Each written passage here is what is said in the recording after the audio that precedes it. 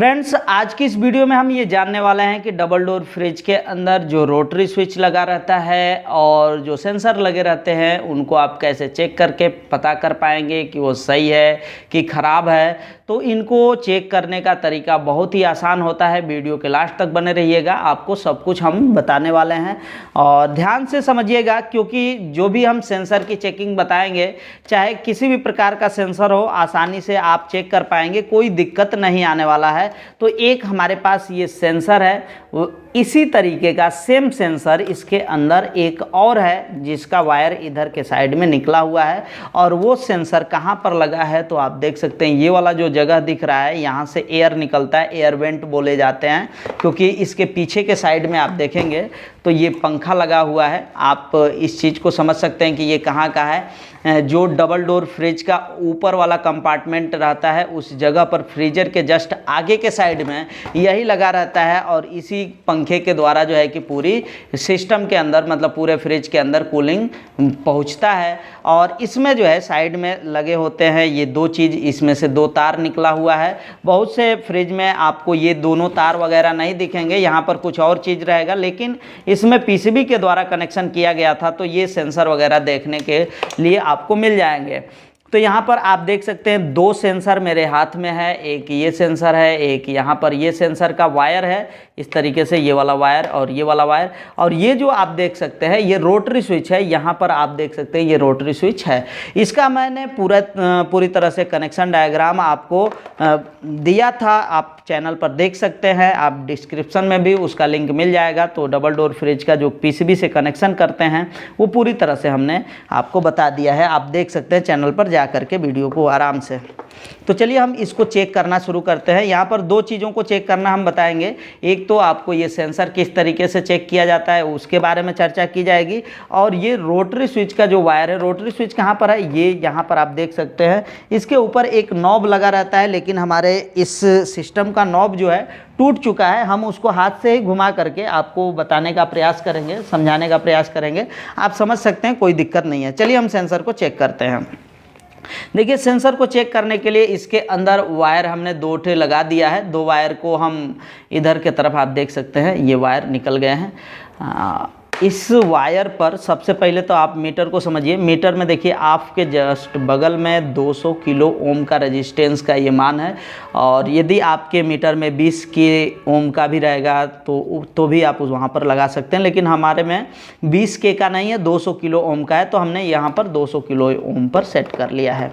इस चीज़ को यहाँ पर सेट करने के बाद अब हम जो है कि इसके वायर पर यहाँ पर दोनों प्रोब को लगाते हैं।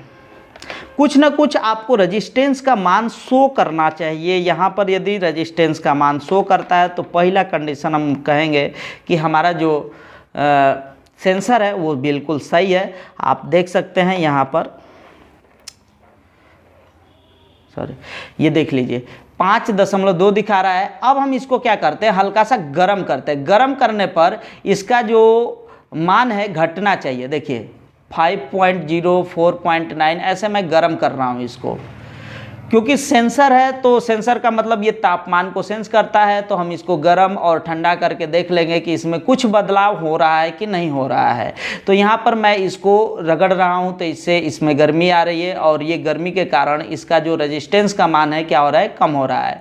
इसको यदि हम ऐसे खुला छोड़ देंगे तो कुछ देर में ये ठंडा होने लगेगा और ये रेजिस्टेंस का मान क्या होगा, बढ़ने लग जाएगा।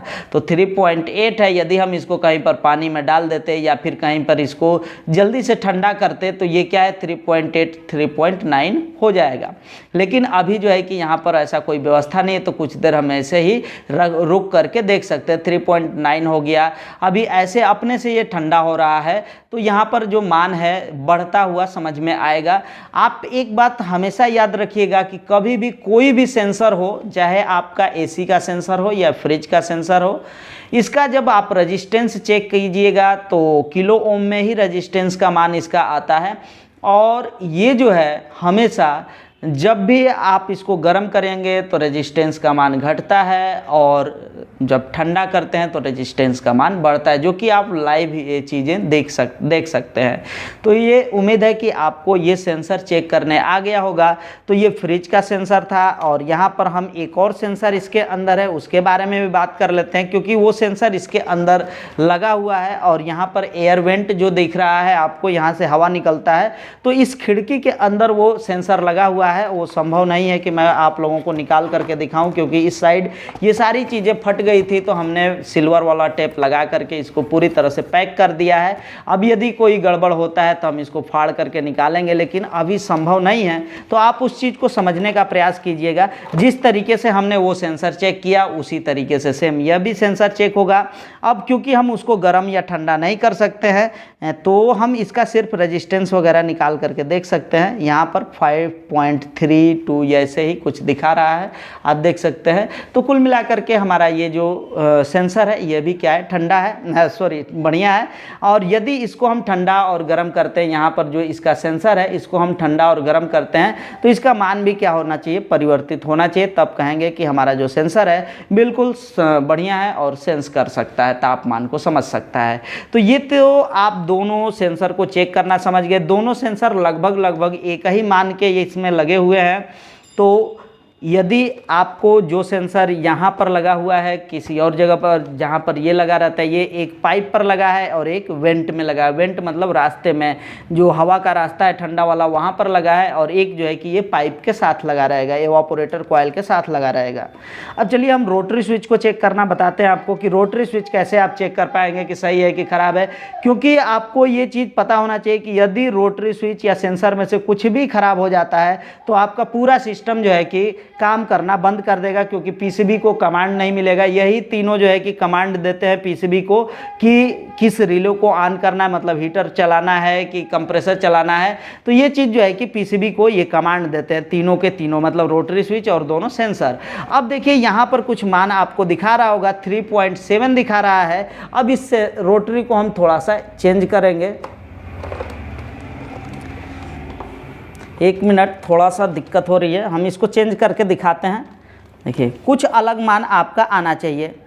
7.3 आ रहा है, पहले 3 पॉइंट कुछ आ रहा था, फिर हमने इसको चेंज कर दिया, फिर देखिए 7 पॉइंट से 9 पॉइंट हो गया है।